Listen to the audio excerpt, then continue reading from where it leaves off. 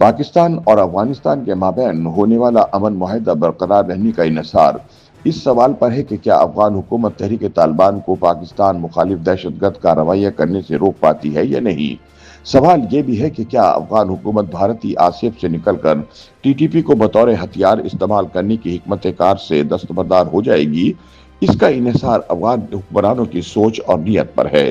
معروف لکھاری اور تجزیہ کار سینیٹر عرفان صدیقی روزنامہ جنگ کے لیے اپنے تجزیے میں ان خیالات کا اظہار کرتے ہوئے کہتے ہیں کہ افغان حکومت اگر ایسا کرنے کی نیت رکھتی بھی ہے تو اگلا سوال یہ ہے کہ کیا وہ ایسا کرنے کی صلاحیت بھی رکھتی ہے۔ کیا کابل کی انتظامیہ ان منہ زور دہشت گرد تنظیموں کے ڈھانچے زمیں بوس کرنے اور انہیں غیر فعال کر دینے کی قدرت رکھتی ہے؟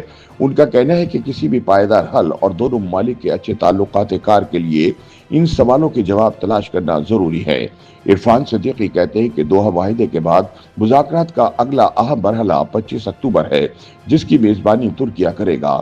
سر دست قطر اور دیگر ممالک کی کوششوں کا ثمن یہ نکلا ہے کہ دونوں ممالک رسمی طور پر جنگ بندی پر آمادہ ہو گئے ہیں، یا یوں کہہ لیجئے کہ سیز فائر کو غیر معینہ مدت تک توسیع مل گئی ہے۔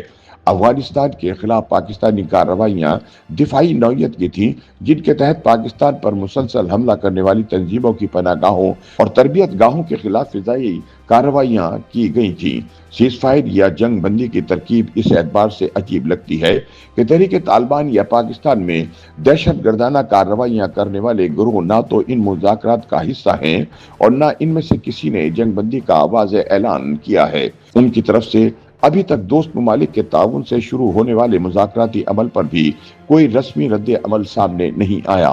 عرفان صدیقی کہتے ہیں تو کیا اس سے یہ سمجھا جائے کہ ٹی ٹی پی یا ایسی دیگر دہشت گرد جماعتوں کی ضمانت کابل کی افغان حکومت دے رہی ہے؟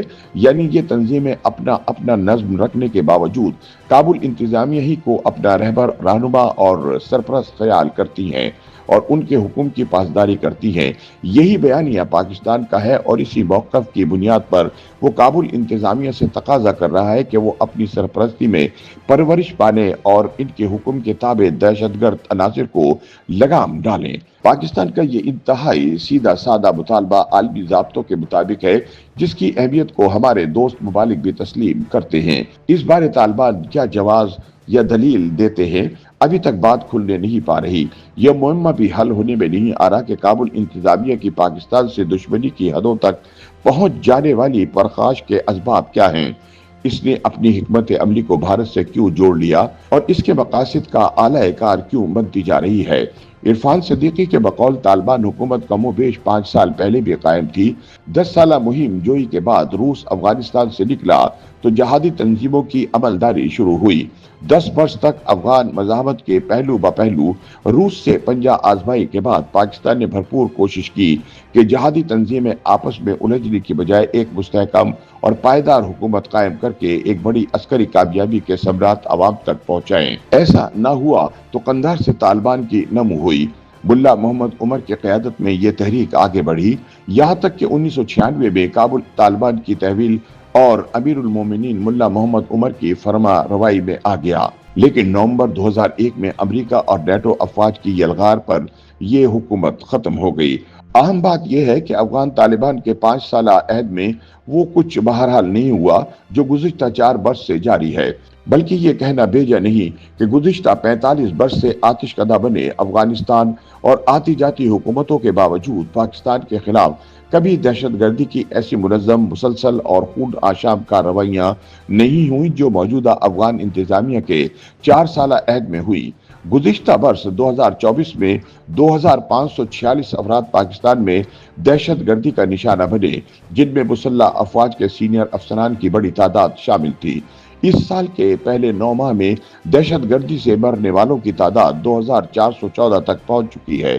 اس قدر خون ریزی کے بارے میں افغانستان کا محض یہ کہہ دینا کہ یہ پاکستان کا داخلی معاملہ ہے، پست درجے کا مذاق ہی کہلایا جا سکتا ہے۔ عرفان صدیقی کے مطابق قطر اور استنبول کے مذاکرات کیا رخ اختیار کرتے اور کتنے نتیجہ خیز ثابت ہوتے ہیں، اس کا اندازہ بہت جلد ہو جائے گا۔ سارا انحصار طالبان حکومت پر ہے क्या वो टीटीपी, बीएलए और दीगर ग्रोहों से फासला करने और इन्हें बतौर एक हथियार इस्तेमाल करने की हिकमत कार से मुकम्मल तौर पर दस्तबरदार हो जाएगी? क्या वो भारत के आसेप से निकलकर पाकिस्तान के साथ नए ताल्लुकात कार पर आमादा हो जाएगी? इसका इन्हिसार अफगान हुक्मरानों की सोच, नीयत यानी सियासी अज़म पर है। काबुल इंतजामिया की नीयत और सलाहियत से कतई नज़र ठोस और पायदार नताइज के लिए जरूरी है कि दोस्त ममालिक एक मौसर नज़्म वाज़े करें, इसकी जमानत दें और इस पर अमल दरामद का मैकेनिज्म भी वाज़े करें, वरना सारी मशक़ला हासिल ही रहेगी। YouTube पर गूगली न्यूज देखने के लिए youtube.com की सर्च बार में गूगली न्यूज टीवी टाइप करें। गूगली न्यूज के पेज पर सुर्ख रंग के सब्सक्रिप्शन वाले बटन पर क्लिक करना ना भूलिए। YouTube पेज पर अपलोड होने वाली वीडियोस से बाखबर रहने के लिए बेल आइकन पर क्लिक कीजिए। आपको हर नई वीडियो के बारे में नोटिफिकेशन मौसूल हो जाएगा।